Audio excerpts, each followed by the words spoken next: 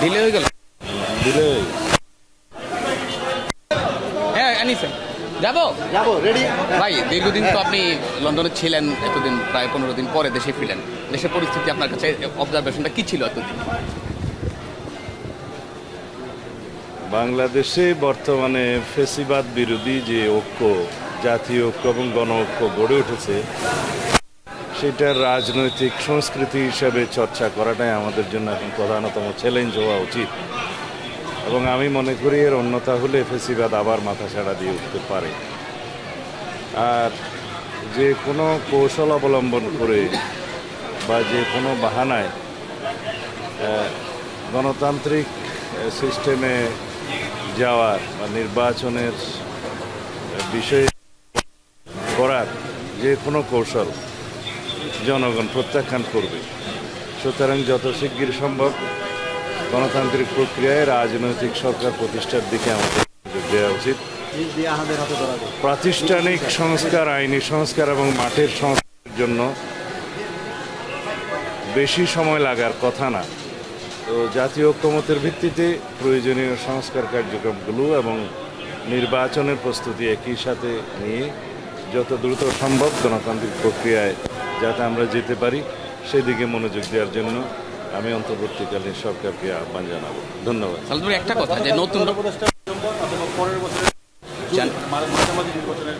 ডেডলাইনটা একটা সেটা একটি ধারণা, কিন্তু সংশ্লিষ্ট সকল মহল রাজনৈতিক দলসমূহের সাথে আলোচনা করে একটি নির্দিষ্ট রুটম্যাপ দেওয়াই হবে উত্তম কাজ। এমনি ভাষা একটি সময়ের ধারণা দেয়া, এটা আমার মনে হয় না যে সকল পক্ষকে সন্তুষ্ট করতে পারবে। এবং সঠিকভাবে সকল পক্ষের সাথে আলোচনা করে একটি রুটম্যাপ প্রদান করাই হবে ওনার জন্য সবচেয়ে জরুরি কাজ।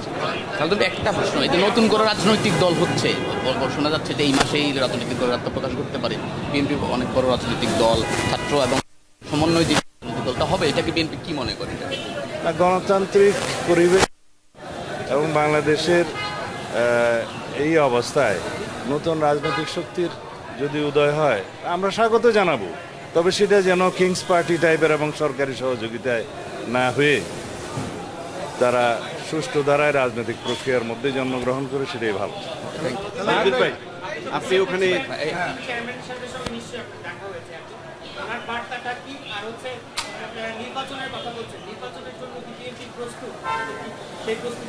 ওনার আসার বিষয়ে প্রস্তুতি আপনি জানেন কেন? আমাদের মাননীয় ভারপ্রাপ্ত চেয়ারপারসন জাতিকে ঐক্যবদ্ধ রাখার জন্য, থাকার জন্য আমাদের সকল প্রয়াস নেওয়ার জন্য নির্দেশনা দিয়েছেন। অন্যথায় ফেসিবাদ বিরোধী শক্তি এবং তাদের দোসররা আশকারা পেতে পারে, সেটা আমরা বুঝতে পেরেছি। ইতিমধ্যে সেরকম বিভিন্ন কর্মকাণ্ড জাতি প্রত্যক্ষ করেছে। আর নির্বাচন তো আমাদের সবসময় প্রস্তুতি থাকে, একটা নির্বাচনমুখী রাজনৈতিক দল হিসেবে আমরা সবসময় নির্বাচনের জন্য প্রস্তুতি রাখি এবং পরিবেশ পরিস্থিতির মধ্য দিয়ে আমাদের সেই নির্বাচনের প্রস্তুতি প্রতিক্ষণেই আছে। আসার বিষয়ে কিছু আসবেন কবে? দেশে ফেরার বিষয়ে কিছু বলেছেন কি? এখনো পর্যন্ত আমরা মনে করি ওনাকে নিয়ে আসার জন্য সম্পূর্ণ পরিবেশ আমরা সৃষ্টি করতে পারিনি, সেজন্য অল্প কিছু সময় লাগবে। অতি অবশ্যই আসবেন উনি। সংবিধান বাতিলের একটা কথা হচ্ছে, ওটা কিভাবে দেখছেন? 72-এর বলা হচ্ছে সংবিধান কবর দেওয়ার কথা বলা হচ্ছে, আপনারা বিএনপিতে কি মনে করেন? এগুলো ইতিমধ্যে আলাপ আলোচনা হয়েছে। সংবিধানকে কখনো কবর দেওয়া যায় না। আমরা যে রিপাবলিক, সেই রিপাবলিক এবং যে সংবিধান এখন আছে সেটার সংশোধনই হবে আমাদের জন্য সর্বোত্তম পন্থা। আগেও কথা বলেছি। ধন্যবাদ। ভারপ্রাপ্ত চেয়ারম্যান সাহেবের সঙ্গে কি রাজনৈতিক বিষয়ে বা হয়েছে অবশ্যই কোনো পরামর্শ, ওনার পরামর্শটা আপনারা জানতে পারবেন। ওকে, ঠিক আছে।